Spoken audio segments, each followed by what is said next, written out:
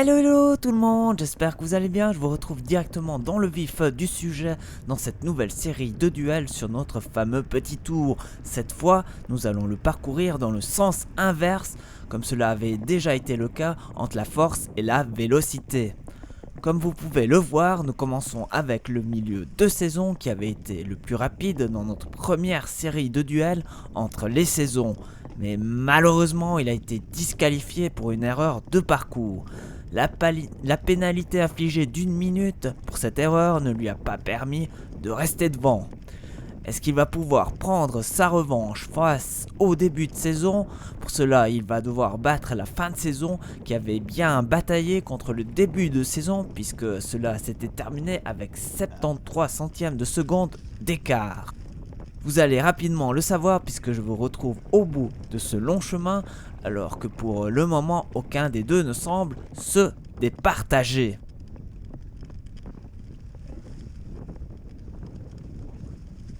Nous arrivons justement au bout de cette longue ligne droite avec un léger vent de face quasiment identique pour nos deux concurrents du jour. Et autant vous dire que dans la remontée, nous sommes exactement dans le même temps, au centième près. Et oui, nos deux duellistes ne semblent pas vouloir se départager. La question est de savoir si la fin de saison va pouvoir poursuivre sur ce rythme. Nous allons voir ce qu'il en sera plus loin au bout de la première montée.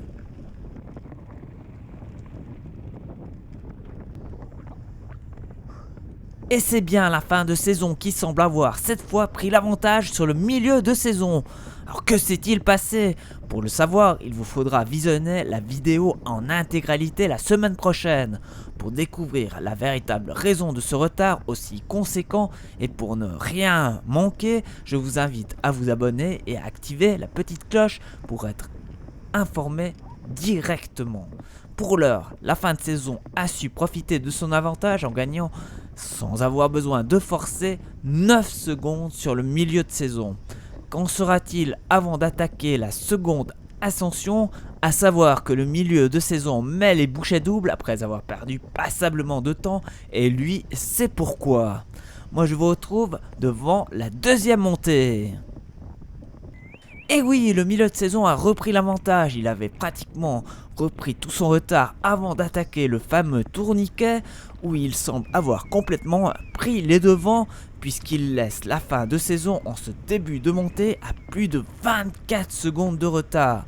C'est-à-dire que la fin de saison a perdu plus de 32 secondes dans la montée et le fameux tourniquet.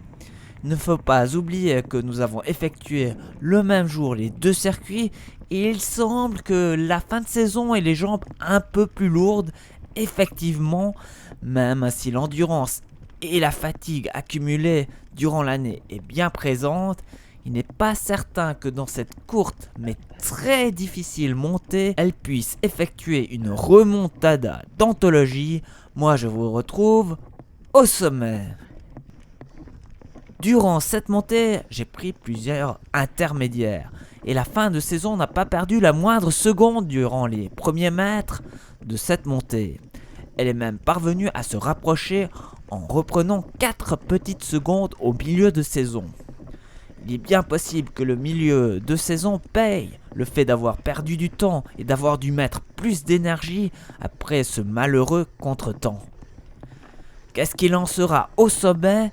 Eh bien, non, la fin de saison vient de perdre pied, une petite glissade de la roue arrière, impossible de remonter sur le vélo dans une pente à plus de 30%, autant dire que la fin de saison va devoir terminer à pied. Tout le temps qu'il a pu grappiller vient de s'envoler, alors je ne dirais pas que c'est vraiment une erreur. La roue arrière a glissé, certes, la fin de saison était à la limite et cela ne lui a pas permis de s'en sortir.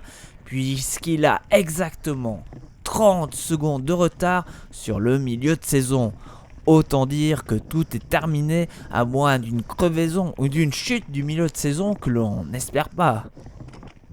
Un retour de la fin de saison est inenvisageable, surtout que la course à pied dans cette pente abrupte l'aura encore plus ralenti et fait puiser dans ses dernières réserves.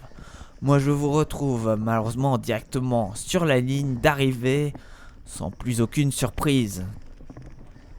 La fin de saison semble avoir payé son manque de fraîcheur dans la montée la plus difficile du parcours. Il avait déjà concédé beaucoup de retard dans la première montée alors qu'il avait pu prendre du temps dans un concours de circonstances. Il est certes que le fait d'avoir dû parcourir les derniers mètres de la montée en courant ne lui aura pas permis de gagner du temps, même si au fond elle avait l'espoir d'être montée beaucoup plus vite à pied. Nous allons justement nous poser cette question dans une future vidéo. Est-ce qu'on va plus vite sur un vélo ou plus vite à pied sur une pente très difficile ? Moi je vous retrouve dans notre prochain duel. Ne manquez pas la vidéo brute si vous voulez tout voir et vous faire votre propre opinion sur ce duel. D'ici là, portez-vous bien, roulez bien, salut, bye bye. La fin de saison arrive enfin avec 37 secondes de retard. Bravo quand même à elle.